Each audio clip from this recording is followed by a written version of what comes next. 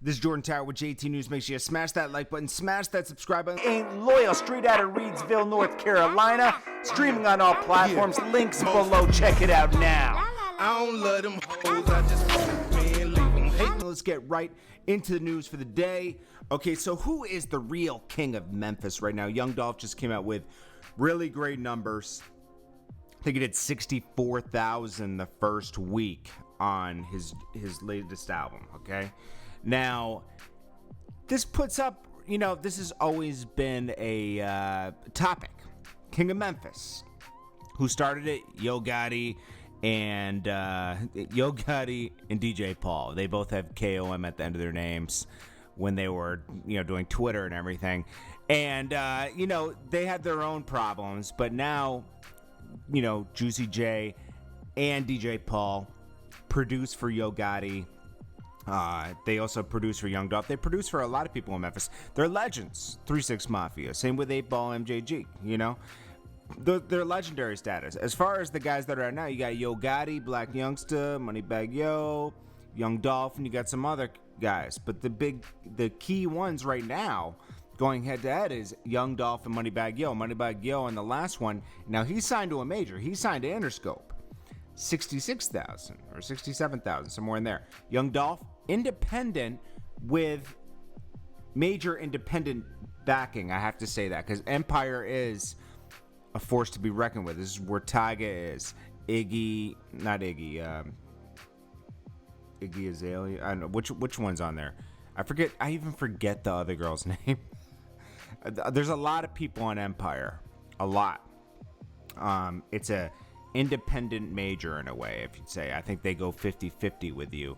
A major does not give you 50%. Now, Yo Gotti sold 40,000 on his last album. He kind of hovers around those kind of numbers.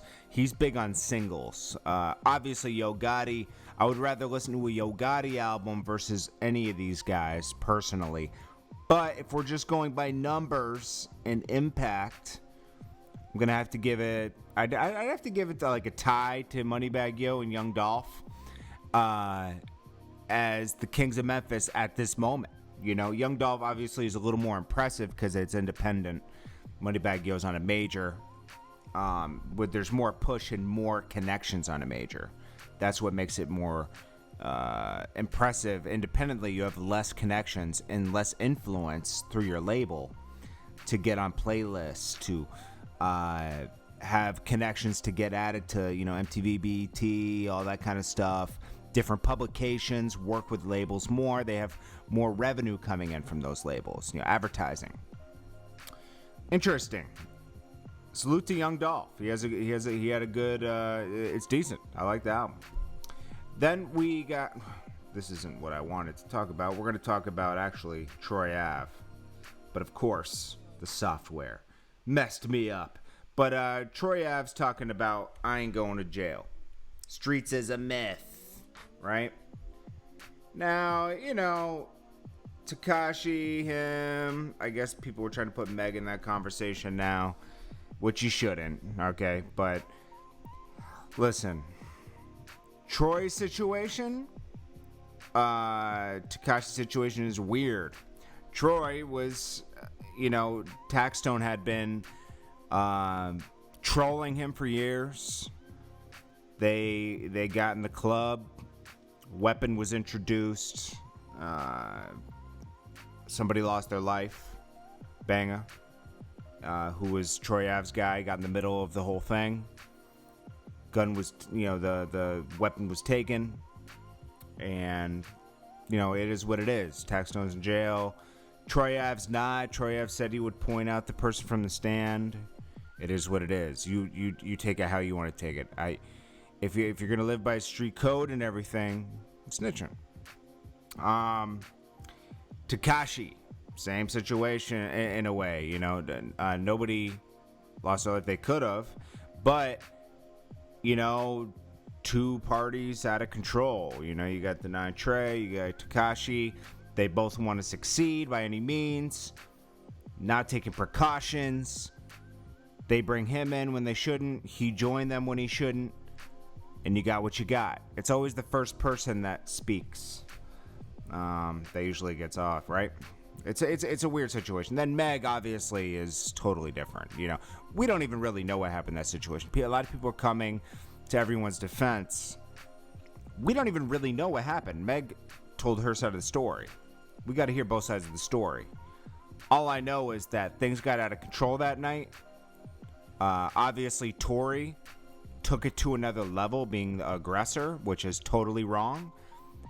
And then somehow, a weapon went off. A foot was injured. They got back in the car after that, which is weird. Okay, that's the part of the story where I'm like, if somebody just harmed me with a weapon, I'm not getting back in the car with them. That's where the story, where she shouldn't have talked on IG. The story gets weird after that. Then the cop pulls up. She doesn't want to get in trouble, so everyone did something wrong. What did they all do wrong? I thought she was the person who was injured.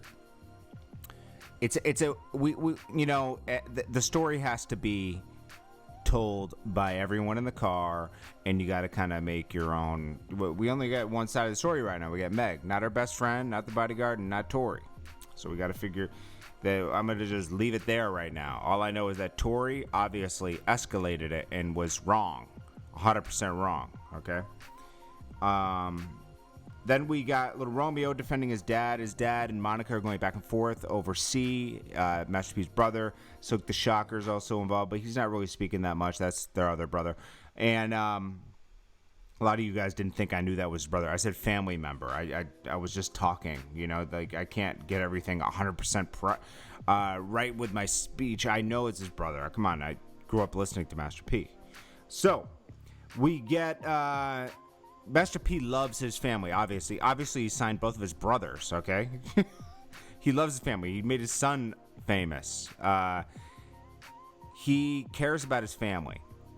C is in an unfair situation. He's put a lot of money into lawyers. Then when C kind of disregards the whole family who's been there for him, it hurt Master P. He made a speech. Monica got involved when she probably shouldn't have said anything. He defended himself and said, I'm not tearing anyone down. I'm just saying... C wrote a whole book about our family. It hurts when we were there for him.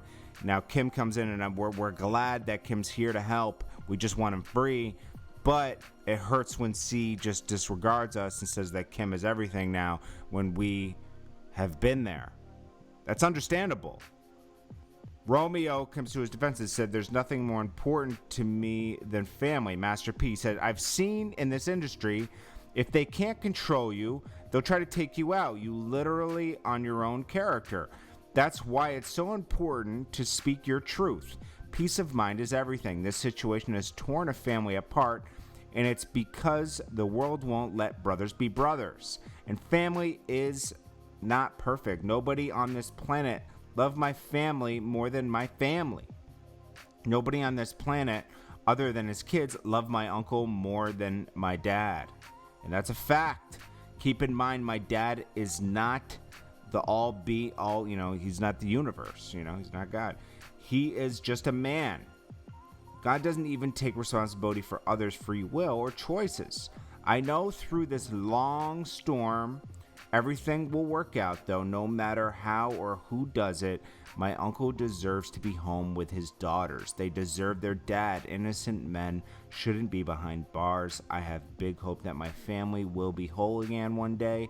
I can't question God's timing and lessons, though.